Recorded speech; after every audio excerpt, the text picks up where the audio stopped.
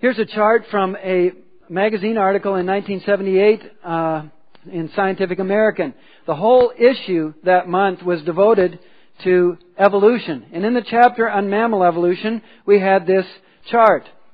It shows the different kinds of mammals there at the top. Kangaroo and anteater and rabbit and squirrel and gorilla and whales and tigers and camels and horses, etc.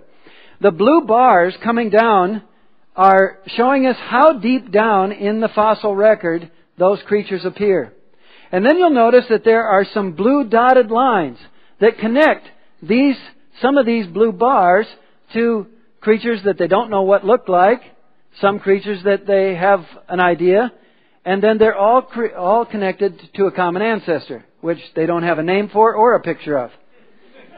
Now the question is, does the fossil record support the dotted blue lines? And I call as my expert witness on this question Dr. Stephen Jay Gould. Until his death in 2002, he was probably America's most famous evolutionist. He was an atheist Jew, and he hated creationists, but he was one of the most honest evolutionists. He was a professor of geology and paleontology at Harvard, and he said this about the fossil record. The extreme rarity of transitional forms in the fossil record persists as the trade secret of paleontology. The evolutionary trees that adorn our textbooks have data only at the tips and nodes of their branches. The rest is inference, however reasonable, not the evidence of fossils. I want you to notice two things in that statement. First of all, he tells us that we only have data at the tips and the nodes of the branches. We don't have fossil evidence, he says, for the branches themselves. And then he says, this fact is the trade secret of paleontology. In other words, either all the paleontologists know this and have kept it a secret from the rest of us in society, or only the elite paleontologists like Stephen Gould, who have access to the huge museums, know this, and the low-level junior college paleontologists don't know this. But it's a trade secret, and he says the transitional forms are extremely rare. That is, if evolution is true, you ought to be able to find fossils of 90% reptile, 10% bird. 80% reptile, 20% bird. 70% reptile, 30% bird. 50% reptile, 50% bird, and so on. But he says this is extremely rare. In fact, the evolutionists can only point to a handful of very controversial fossils. So let's draw that diagram from Scientific American the way Stephen Gould says the evidence really is. You'll notice that I erased all the dotted blue lines. That's because Dr. Gould said we don't really have fossil evidence for those dotted blue lines. And then I did one other thing. I changed the bottom ends of those blue bars. I took away the little bend. Why? Because the blue bars don't exist in the fossil record. They only exist on this page of the magazine. It's the fossil creatures that are in the rock record. And as far as they go down, when they find a kangaroo, it looks like a kangaroo. It doesn't look like a part kangaroo. As far as they go down, they see a camel. It's a camel, not a part camel. Now that to me does not look like the evolution tree of life. It looks a lot like the creation forest of life. And Gould goes on in the article that I quoted to say that the two characteristics of the fossil record are abrupt appearance and stasis. That is, that the first time we see a creature appearing in the lowest rock formation that we find it, it appears fully formed, fully functional, fully recognizable. It just abruptly appears.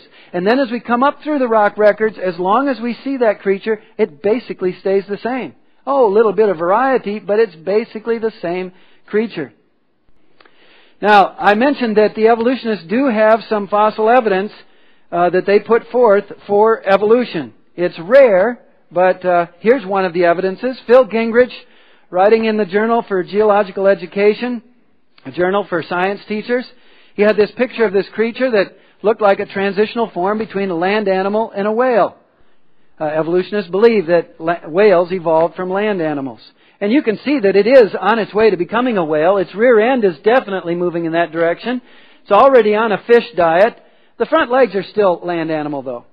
What was the fossil evidence for Phil Gingrich to have his artist draw this? Well, he tells us it was the head. No, it was not the head. It was just the stippled parts of the skull. He had no fossil evidence at this time below the neck. Now, I don't know about you, but I find it difficult to see how you can take that piece of bone and that piece of bone and then tell me what the front legs looked like and what the rear end looked like. But Phil Gingrich said about this creature, which he called Pakicetus, which means whale from Pakistan, which is where the fossil was found. In time and in its morphology, Pakicetus is perfectly intermediate, a missing link between earlier land mammals and later full-fledged whales. Well, now that article was written in 1994, but they found some more fossils after 1994. And in a technical article in the British journal Nature, which is the world's leading English language technical science journal, there was an article in 2001 about Pakicetus and all the fossil evidence they had found since 1994. And this was the evidence.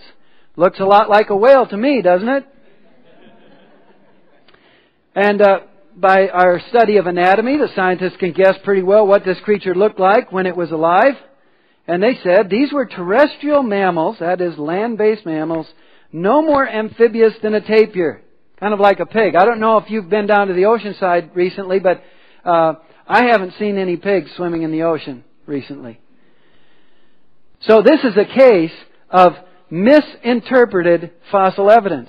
Jumping to conclusions on the basis of very skimpy evidence. And the evolutionists in the last 100 years have done this over and over again. But pieces of evidence for horse evolution and whale evolution. And I was developing this talk at that time, and I thought, well, this ought to be interesting. I think I'll see what they have to say about whale evolution. So I clicked on the icon and came to this page. And it had a picture on the left of this creature with its nostril near the tip of its nose, Pakicetus, dated 50 million years ago. And then this creature over here, beluga whale, with the nostrils up here at the top of the skull. Well, obviously, if that Pakicetus evolved into a whale, then you've got to move that hole for the nose. But listen, there's more to making a sea creature out of a land animal than just moving the hole. I'll give you a simple scientific experiment. You can go home tonight, put clay up your nostrils here, and then get your electric drill and put 2 holes up there. See if you breathe just as well. No, don't do that. I don't want any lawsuits. So it's not just a matter of moving the holes. But then it says transitional form. So I clicked on that icon, and up popped this picture. And lo and behold, the nostrils are in the middle of the skull, and the skull is dated at 25 million years. I mean, that's perfect. That is a transitional form. You creationists, what more do you want? This is a proof of evolution. Well, I said, okay, I know what Pakicetus is, but beluga whales, I'm not an expert on whales, so I had to go on the web and hunt around a little bit. That's what a beluga whale looks like. But now, Aetiocetus, I wonder what that is.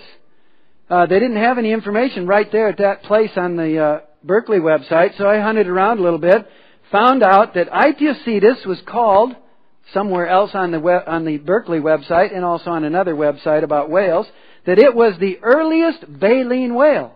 Well, what's a baleen whale? Well, I got a picture of a baleen whale. Now, a baleen whale does not have teeth. They have baleen. It's a sieve system. They open their mouth, take in a big gulp of water and all kinds of food, and then they let the water run out through the sieve and keep the food in their mouth. That's a completely different system from this Aetiocetus. But there's another thing about baleen whales. They are anywhere from 2 to 40 times bigger than a beluga whale. This is not a transitional form between that and that. This is a 100% fully operational whale like that one is, and this is not suited for living in the water. Now, I can only come to one of 2 conclusions. Either the University of California, Berkeley scientists who put this website together are grossly ignorant about Pakicetus, beluga whales, and baleen whales, or they are deliberately deceiving the public. And I find it hard to believe that they could be that ignorant. I think this is a classic case of deception, of deliberately deceiving the public. The vast majority of people who will visit that website will never do the exploration that I did to check what was going on.